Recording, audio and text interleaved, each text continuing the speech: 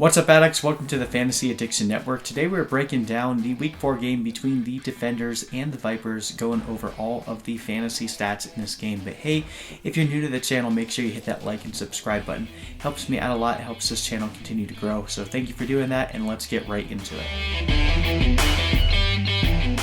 Alright guys, final score in this game was 25-0 Vipers over the Defenders. The Defenders continue their implosion 2 weeks in a row now, getting destroyed on the road. They're going to head back up to DC to face the St. Louis Battlehawks next week. We'll see if they can right this ship or if this is just the beginning of the sinking. Just horrible game all around for the Defenders. Vipers finally get a win. We no longer have any teams that don't have a win at this point, so in terms of parity, it's good that there aren't any winless teams any longer, but it's really looking like now there's only 2 teams that have the potential to win it all, but we'll see. Things can change very quickly around here, so we'll continue to monitor that. But overall, just good performance from Tampa Bay. Glad they finally got their win. Defenders just absolutely imploding here, and we'll see if Cardale Jones can turn things around. But let's go and talk about the stats for this one, and we will begin with the DC Defenders. So looking at Cardale Jones, 9 for 22, 72 yards, 1 INT on the day. Less interceptions than last week, I guess, at least, but overall just missing on all of his deep throws, missing on a lot of reads, just not going through his progressions like the way that you normally would. He wasn't even pressured nearly as much as he was last week. Last week he was getting sacked all over the place. This week he was only sacked 1 time, so I'm not sure what they need to do to fix this offense. Cardale Jones looked phenomenal in the first 2 weeks, and then he's looked terrible in the last 2 weeks. So if it's just a confidence issue, they need to find a way to get his confidence back, because he has the ability to do really well, but just not showing it.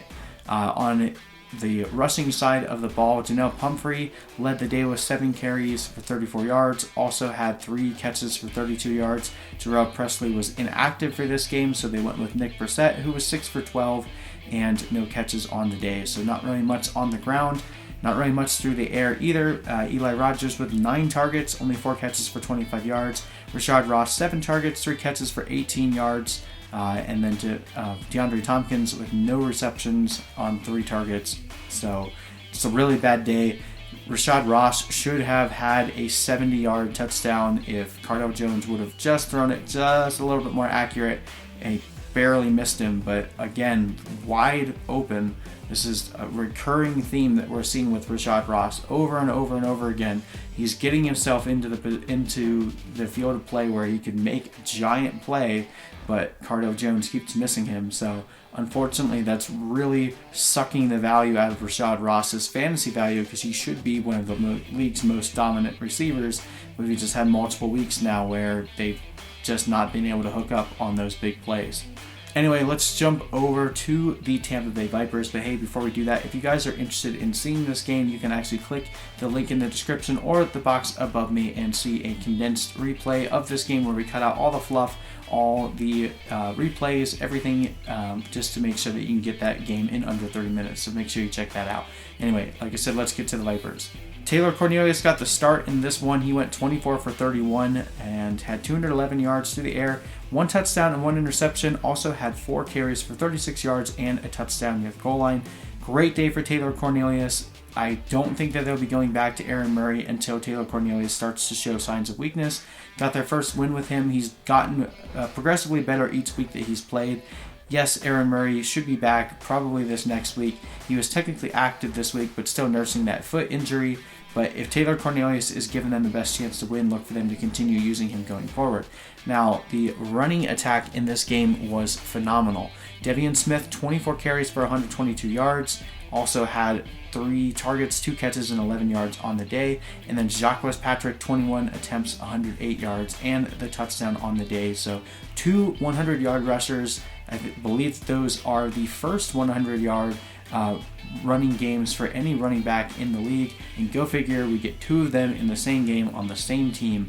Ridiculous. Devian Smith still looks really good overall. I think Jacques Patrick, it was just the defenders couldn't stop the run at all, and they just kept giving the ball to both of them. Overall, I think Devian Smith is still the better back but Jack Fitzpatrick definitely had himself a day. Jumping over to the receivers, Daniel Williams still continuing to look really good out there. 11 targets, 7 catches, 72 yards. No touchdowns today, but you'll still take that considering how many wide receivers flopped this week. Daniel Williams got it done for you. Jalen Tolliver, 4 for 45. Still an okay day. Reese Horn, 5 for 23 on 6 targets. And then DeAndre Goolsby taking over for Nick Truesdale, gets 3 targets, 41 yards, and a touchdown on the day. The only receiving touchdown came via DeAndre Goolsby, so you'll definitely take that if you started him in place of Nick Truesdale. If Nick Truesdale misses any more time, he'll continue to be a decent tight end play for you, especially getting targets in the red zone. Always a good sign for the tight end position, but that should also be a good sign for Nick Truesdale going forward, assuming he can come back fully healthy. Anyway, thank you guys so much for watching this recap. It's going to be very interesting to see how these teams continue this momentum or lack thereof into Week 5. So make sure you check out our website, fantasyaddictionnetwork.com, so you can track along with us, give you rankings, waiver advice, everything that you need to be able to manage your fantasy team. So make sure you check that out. Also, hit that like and subscribe button. Thank you guys so much for watching. I'll see you in the next video.